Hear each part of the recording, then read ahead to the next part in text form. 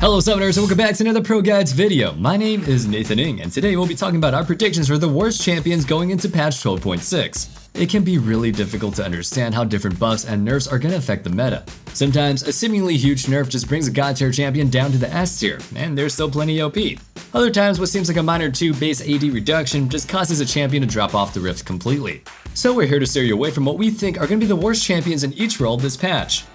We'll start things out in the top lane with Gwen. She was already struggling in the last few months, but when Riot decided to add even more anti-magic atomization for bruisers, it made Gwen an even worse pick. She just doesn't really have very great matchups, and she's a champion that needs a lead to do well, since all she has to offer is damage. It's not like she has some crazy utility to fall back on.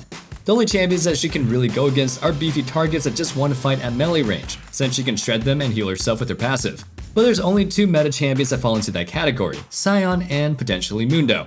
And even then, it's not like you'll beat them up so badly that you'll just win by default. If they play it correctly, they can farm up and go be more useful in team fights. You're more likely to run into a bruiser in the current meta anyway, and any one of them is a bad matchup for Gwen.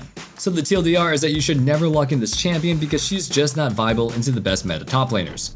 Avoiding the champions on this list is a good starting point to ranking up, but if you're actually serious about climbing, you should check out ProGuides.com. We have courses from all your favorite streamers and pros like CoreJJ, Alphamoo, and Xmithy to really help you understand how to play your role. And if you really want a more personalized experience, we have coaches available 24/7 ready to help you guys become the best. Our coaches are top tier players that have spent years climbing the solo queue ladder to get where they are now, and they're ready to share everything that they've learned with you. Find our site down in the description box below. Now let's get back on topic. A champion that's arguably even worse off in the top lane than Gwen is Yasuo. His early laning is actually a little bit better than hers since he can use his super high mobility to make good trades, constantly dashing around the wave with his E. But that's about the end of his pros. It only takes a few levels for top laners to become stronger than him, and once it gets past that point, the game is pretty much over for Yasuo. He may do high damage, but he's just way too squishy, and doesn't compare to how good bruisers are at dueling. And if he's against a tank or a juggernaut, it's honestly even worse. Those champions have to buy Bramble Vest on their first recall, and your laning phase is done. And like my love life, it's all downhill from there, by them just winning fights just by right-clicking you.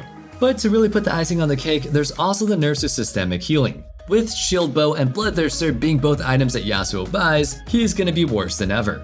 Taking a look now at our junglers, the first pick that you should avoid picking is Cho'Gath. I don't really know where the idea that he works as a jungler came from. Maybe it's because he can feast Dragon or Baron to secure the last hit? Well, guess what? So can Nunu with his Q. Except Nunu has a benefit of not being awful outside of that one little gimmick. Cho just sort of lumbers around the map with little to no gank pressure. He has no gap closer and his only CC is his pretty hard to hit Q. I guess his clear is kind of healthy, but it's not particularly fast and it definitely doesn't salvage the train wreck of a pick that he is. So hang it up and pick a tank that's actually good, like Nunu or better yet, Zac. Another jungler to avoid picking up if you actually want LP is Pantheon. As a mid laner, Pantheon's super strong bursty traits make him completely oppressive. But in the jungle, you're not utilizing that laning phase. You don't want short bursty traits. You need a champion that can fight all in duels to the death. Well, he doesn't really have that extended trading power and will definitely lose most early fights. And that's a problem with Pantheon, since the entire point of his champion is to do well early, and snowball hard to close out the game fast. There are other weak duelists that make it up with good ganks, but he falls pretty short here too. He does have a gap closer with a CC on it, but it's pretty short ranged, making it pretty unreliable against foes that have any sort of mobility or ability to disengage them. Now we'll talk about the mid laners, starting with Varus. We basically talk about how awful a bot lane pick Varus is in every one of these worst champion videos, because Riot just refuses to let him be anything but D tier. So, to mix it up a bit, we also decided to talk about how bad he is as a mid laner, since about 10% of Varus players decided to play him here instead. Spoiler alert, it obviously isn't any better. There was that fun one-shot build that emerged last season, but a gimmick like that really isn't enough to make a champion as bad as Varus viable. He just doesn't fill any niche that well anymore. Other champions do a better job at poking. Building him to do hyper carry DPS is just a thing of the past, and his ultimate just isn't that reliable of an engage or catch tool. As much as I hated him when he was meta, I kind of feel bad that he's been bad for so long. Varus definitely needs a little bit of love from Riot. And that brings us to today's question of the day. What are other champions that have been awful for too long? We're looking at those bottom of the barrel picks that Riot is just turning a blind eye to. Meanwhile, they buff monsters like Kha'Zix and Hecarim the second that they fall below a 51% win rate. Let us know your answers in the comments down below. Now without further ado, let's get back on topic, shall we? The other mid laner that we've been warning players not to play is Kaisa, another ADC that for some reason people are trying to make work as a solo laner. Well, okay, I guess this one isn't quite as much of a mystery, since she's even been seen in a little bit of pro play. Well, I hate to break it to you, but you guys are not Faker. So, stop trying to make this work in solo queue.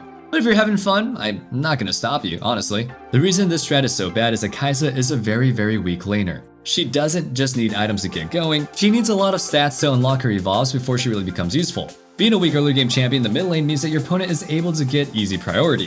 While jungle is a role that affects the rest of the map the most, mid lane is a role that directly influences jungle the most. A mid laner with prio can roam to either scuttle crab fight and can always respond to aggressive or defensive plays when needed. And once Kaisa comes online later, she isn't just some 1v9 champion that makes all those early concessions worth it. Moving things down to the bot lane, the first champion that you'll want to keep blacklisted for now is Aphelios. This definitely is the most painful entry on this list for me, because Aphelios is one of my favorite champions in the game. I hate seeing him in such a bad spot. He's so bad that I rarely even see him played in normal games these days. I know normals are supposed to be fun, but there's nothing fun about picking someone that is just so much weaker than everybody else in the role. You just get clapped, not in the good way, never get to scale, and the game is over. Woohoo. A lot of people love to reply to entries like this by saying, well, the pros pick him. Okay, that's true, but our analyst has two things to say to that. This list isn't for the pros. This is for the average solo queue players like you. And when you look at the top 4 regions for pro play, he has a negative win rate for all of Season 12. So even when played by the best in the world, he isn't that great of a pick. I think personally the reason that he works so well in pro play is because it's so slow and he gets to scale up. The other ADC that we'll talk about is Kindred. I see this picked every now and then, and in certain metas, it's actually pretty good. I remember a relatively recent time when it was something like a 51 or 52% win rate, but that was a different meta, and right now, she's pretty awful as an ADC, having a sub 48% win rate, which is actually not as low as I thought.